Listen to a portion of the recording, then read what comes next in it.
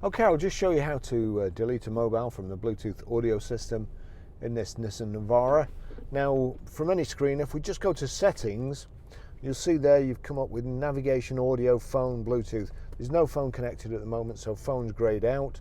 So if we just turn the control here down till we'll get to Bluetooth and then click enter, you've got Bluetooth paired Bluetooth devices and paired device list. So we turn down to paired device list and click enter in the center. And again, you see hands-free there. We click on hands-free and Barry's iPhone. So I click on Barry's iPhone, then it gives me the choice of connect, preferences or delete. So I turn down to delete, click delete, yes.